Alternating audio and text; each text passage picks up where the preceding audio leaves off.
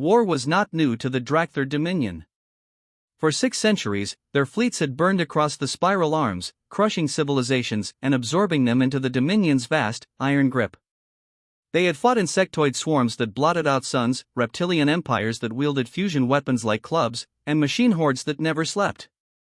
The Drakthir had studied them all, learned their strengths, exploited their weaknesses, and emerged victorious. To them, war was an equation. Numbers, logistics, firepower, positioning. When a new enemy appeared, the solution was always the same: identify, overwhelm, consume. So when their long-range patrols reported a fledgling human colony in the Outer Rim, New Horizon, the Dominion didn't hesitate. The humans had barely begun to expand beyond their home system. Their colonies were scattered, their ships small, their defenses laughable. Intelligence scans reported a few orbital platforms and some converted freighters armed with outdated railguns. The Dominion High Command didn't even convene a war council. This was a cleanup operation.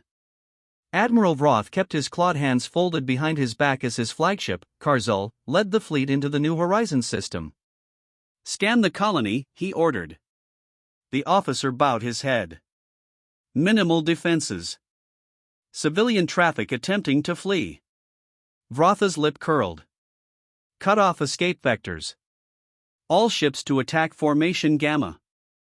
32 Dominion warships formed a tightening noose around the human world. From the colony's surface, the sight must have been terrifying, the stars themselves swallowed by the advancing crescent of warships. And yet, no surrender came. Instead, a lone, fractured signal broke across their comms. It was heavily distorted, the words almost lost in static. "This is New Horizon, reinforcements, inbound." Vroth laughed, a harsh, metallic sound. "Reinforcements? From where?" "They haven't the infrastructure for a counterattack." The bridge crew chuckled nervously. Then the sensors picked it up. A massive hyperspace signature, just beyond the orbit of the 4th planet. Larger than anything the Drakthir had ever seen. "Unknown contact," the sensor officer hissed, his spines trembling. "Mass reading, impossible. Power output, off the scale." The crew expected Vroth to dismiss it, but the Admiral's eyes narrowed. "Put it on the main display." The void tore open. A jagged rift in space widened, spewing arcs of violet lightning into the darkness. Out of it emerged a ship, a leviathan of black metal, its hull drinking in the light around it. It moved with the inevitability of a falling mountain, each plate of armor edged with glowing veins of deep crimson. The bridge went silent. "Identify it," Vroth ordered, his voice tight. "Negative match in Dominion database," the officer replied. "No known faction, no transponder signal." The ship's silhouette was wrong. Too angular, too predatory. Its forward section was a solid wall of weapon ports, and the energy reading spiked so violently that the Dominion's own sensors began to glitch. Vrotha's second-in-command stepped forward. "Sir, perhaps we should." A voice cut through every Dominion frequency, clear and cold. "This is the Terran battleship Retribution. You will leave this system immediately, or you will be destroyed." The bridge froze. "That's a human voice," the comms officer whispered. Vrotha's claws tightened on the railing. "Fire all weapons." The Dominion fleet unleashed hell. Plasma lances, kinetic slugs, and energy beams stabbed toward the human warship. The void lit up like a dying star. When the glare faded, the Retribution was still there. Untouched. The Drakthir's most advanced shields had failed to even register an impact. It was as though their weapons had been absorbed by the darkness of its hull. Then the human ship fired. One beam. A single, focused lance of white-hot energy. It cut through the nearest Dominion cruiser, slicing the vessel cleanly in half. The two halves drifted apart, venting fire and debris, before vanishing in a silent explosion. The Retribution moved forward. Slowly. Deliberately. Panic rippled through the Dominion comm channels. "Our weapons are useless. They're targeting the flagships. Break formation." Vroth roared for order, but the human battleship was already carving a path through his fleet. It didn't fire wildly, each shot was measured, precise, ending a ship's life with surgical efficiency. And then came the drones. The Retribution's ventral bays opened, releasing swarms of black, needle-shaped craft. They moved too fast for the eye to follow, weaving through Dominion defenses and attaching themselves to hulls. Seconds later, ships detonated from within, ruptured reactors, sabotaged control systems, total destruction. The battle lasted 43 minutes. By the end, 29 Dominion warships were gone. The remaining 3, including Vrotha's flagship, limped away under emergency warp. On the Karzul's bridge, silence hung heavy. The last transmission they intercepted from the human ship was short, almost casual. "Next time, don't knock on a door you can't open." When they finally reached Dominion space, Vroth filed his report. He didn't try to downplay the defeat, there was no way to hide it. He described the ship, its impossible power, its inhuman resilience. The High Council scoffed at first until they saw the sensor logs. For the first time in centuries, the Dominion's War Council convened in silence. Across their territories, whispers spread like wildfire. One phrase, carried from survivor to survivor, from ship to ship, until it reached even the most distant outposts. Humanity has a battleship. And from that day onward, the Dracthyr didn't just think of war as an equation. They remembered the black leviathan that emerged from the void, and the day the void itself fell silent. The Kellner Confederacy had perfected war. For 300 years, they had honed their military machine into something elegant, almost beautiful in its efficiency. Every ship design optimized for firepower to mass ratio, every engagement simulated thousands of times before a single missile was loaded. They fought like clockwork, no waste, no hesitation, no mercy.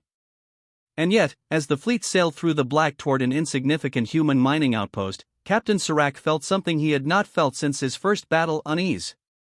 "Status report," he said, voice steady, his 4 eyes scanning the tactical hollow.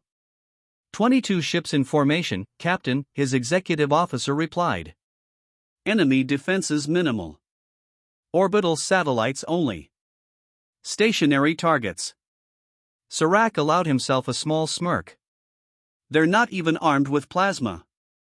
This will be over before the shift cycle ends." The humans had refused tribute, refused trade agreements, refused to even acknowledge Confederacy authority. A small defiant colony was nothing new. Usually, a quick strike would shatter their will and bring them into the fold. The Kellner didn't conquer with words, they demonstrated inevitability. As the fleet approached, long-range scans painted the picture, a small station orbiting a dusty moon, a scattering of civilian freighters trying to run. "Shall I order the intercept squadrons?" the XO asked. Serac nodded. "No survivors. We make an example." And then the storm began. It started with a shiver in the void, a gravitational disturbance so sharp that even the inertial dampers stuttered. The ship's artificial horizon blinked. The helmsman's hands froze over the controls. "Report!" Serac barked. "Unstable spacetime distortion, bearing 117 Mark 04, the science officer answered, voice tense. "Captain, this is a hyperspace breach. A big one." A breach this close to a battle zone was madness. The Confederacy had strict doctrine against it, re-entry turbulence could shear a ship apart. Whoever was coming clearly didn't care. The void tore open in a blinding arc of blue lightning. From the rift slid a shadow, vast, deliberate, terrifying. It was a warship, but nothing like Kellner designs. Its armor was not polished to a gleaming silver, but matte black, swallowing the starlight. Its hull bristled with weapon mounts, but none of them matched anything in Confederacy records. It moved as though it had all the time in the universe. "Identify it," Serac ordered, already knowing the answer. "No match." "Captain, energy readings are spiking. Off the scale." The ship kept coming, each second making its impossible size clearer, a city drifting through the dark. Its forward prow glowed with a deep amber light, pulsing like a heartbeat. A human voice, calm and unhurried, spoke over every open channel. "This is the TSS Vigilance. You have entered Terran-controlled space. You will withdraw immediately." Several officers glanced at Serac. A single human ship challenges us, he scoffed. They have no concept of scale. He gave the order. All ships, fire on the target. Maximum yield. 22 warships spat fire into the dark. Plasma bolts and railgun slugs streaked toward the intruder, a wall of annihilation. The human ship did not evade. When the barrage struck, there was no explosion. No shield shimmer. The weapon's fire simply vanished as though swallowed whole. What in the name of the core, the XO began, but his words cut off as the Vigilance returned fire. It fired once. The beam was not bright, not the blinding flash of plasma or the violent arc of ion fire, but a thin, focused thread of white light. It lanced through the lead Kellner destroyer like a scalpel, severing it clean in two. Both halves drifted apart, venting flame and atmosphere, before detonating in silence. Evasive maneuvers. Serac shouted. Too late. The Vigilance advanced, firing with slow precision. Every shot found its mark: a frigate's reactor, a cruiser's bridge, a carrier's hangar bays. The Kellner ships scattered, their perfect formation unraveling into chaos. Then the storm truly broke. Panels along the Vigilance's flanks split open, and from them poured swarms of small, dagger-shaped craft drones, hundreds of them, moving with unnatural speed. They weaved through the Kellner fleet, slipping past shields and embedding themselves into hulls. Seconds later, ships erupted from within, gutted by surgical sabotage. Shields failing, the tactical officer cried. Hull integrity at 42%. Captain, we can't. The comms crackled again. The same calm voice. This is your only warning. Next time, there will be no survivors. And then, just as suddenly as it had appeared, the Vigilance turned away. Its engines flared with silent blue light, and it slipped back into hyperspace, leaving only burning wrecks in its wake. Serac sat in his command chair, hands gripping the armrests so tightly the claws dug into the metal. The battle, if it could be called that, had lasted only 17 minutes. Of the 22 ships he had brought, 10 were gone, 6 crippled beyond repair. The rest limped away in silence. Back in Confederacy space, Serac faced the military tribunal. His report was met with disbelief, even laughter, until he played the censor recordings. The laughter died quickly. They had always believed the humans to be a minor species, slow, underarmed, centuries behind Confederacy technology. But the Vigilance was no mining escort, no retrofitted freighter. It was something else.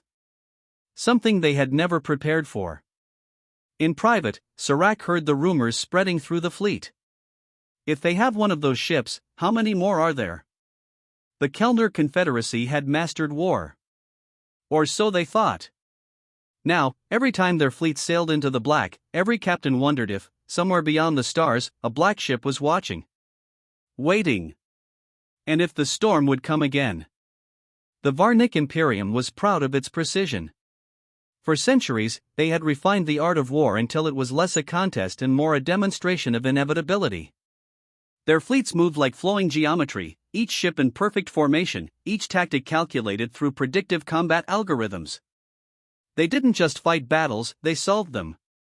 And humanity, by all imperial metrics, was an equation with an easy answer. When Terran diplomats announced their withdrawal from the Imperium's protective oversight, it was seen not as rebellion, but as miscalculation. Humans had scattered colonies, outdated fleets, and no access to high-grade imperial technology. The War Council authorized a campaign that would be swift, decisive, and unambiguous. Admiral Vor was chosen to lead it. He expected no surprises. The first engagement began near the colony of Ferris Reach. The humans had rallied a small defense, 10 frigates and 3 cruisers, all lightly armed, their hulls showing signs of improvised upgrades. Kale almost pitted them. Almost. Algorithmic prediction loaded, his tactical officer reported. Enemy fleet destruction probability, 98% within 8 minutes. Kale nodded. Commence advance. Imperial cruisers glided forward, their formation tightening. The humans reacted clumsily, shifting their ships into an awkward crescent, as though they meant to block the Imperials' advance. Fools, Kale muttered. Then the sensors flickered. Unknown contact, the science officer said sharply. Bearing 009 Mark 15. Mass reading, impossible. Kale frowned. Clarify. Sir, it's huge. Comparable to a planetary defense station, but it's moving. Kale's instincts, honed over decades of flawless campaigns, whispered something unfamiliar, caution. Visual. The main display changed. From the deep shadow between two gas giants, a shape emerged, a vast, angular silhouette. Its armor gleamed faintly, not with the polished silver of Imperial design, but with a strange, textured black, like obsidian pulled from a dead world. Rows of weapon ports glowed faintly along its flanks, and an enormous spinal cannon ran nearly the length of its hull. No transponder. No records. No reason for it to exist. Identification? Kale demanded. No match in any Imperial database. The comms hissed, then a voice, human, male, calm, filled the bridge. Imperial fleet, you are trespassing in Terran space. Leave now. Kale blinked. Terran space? This is an Imperial colony. No reply. Target it, Kale ordered. All forward batteries. The fleet unleashed its fire, a symphony of plasma lances, high-velocity rail slugs, and fusion torpedoes. The space between them lit with destructive beauty. When the glare faded, the ship was still there. Untouched. Kale's tactical officer's voice cracked. No shield signatures. No damage. Sir, it's as though our fire. The ship fired back. It didn't spray destruction. It selected. A single beam lanced out from its spinal cannon, striking an Imperial destroyer. There was no explosion, the beam simply cut the vessel in half, both pieces drifting apart like a puppet whose strings had been cut. Then it moved. Kale had never seen something so massive move so fast. It accelerated toward his formation, weaving between ships like a predator among prey. Every few seconds, another beam would slice through an Imperial hull with surgical precision. The algorithms began to fail. Predictive patterns broke apart as the human ship acted in ways no program could anticipate, almost as if it knew what the Imperials would do before they did it. Sir, the ship is targeting command vessels specifically, the tactical officer warned. It's dismantling our chain of command. Kale's mind raced. No ship of that size could be built in secret. Not without resources, not without someone noticing. And yet here it was, tearing apart one of the most advanced fleets in the galaxy. Order the retreat, Kale said at last, the words tasting like ash. The battered remains of the Imperial fleet limped into warp, leaving behind the silent wrecks of 17 ships. Back in the capital, the War Council's chambers were tense. Kale stood before them, sensor logs floating in the air. That ship, Kale said, should not exist. The resources required to build it are beyond human capacity. And yet they have it. Which means... He didn't finish. The conclusion was obvious: if the humans had one, they could have more. One of the counselors leaned forward. Admiral, what do you recommend? Kale met her gaze. We change the equation. Immediately. Or the next time we meet that ship, we will not be the ones retreating. For weeks afterward, the Imperium's military channels hummed with speculation. Was it a relic from some lost civilization? A prototype stolen from another empire?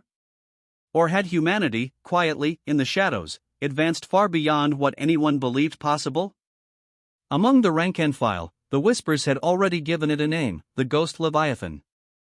And though Kale never admitted it publicly, he knew the truth deep in his bones. It didn't matter how the humans had built it. What mattered was that it was real. And somewhere out there, beyond the reach of Imperial scanners, it was waiting.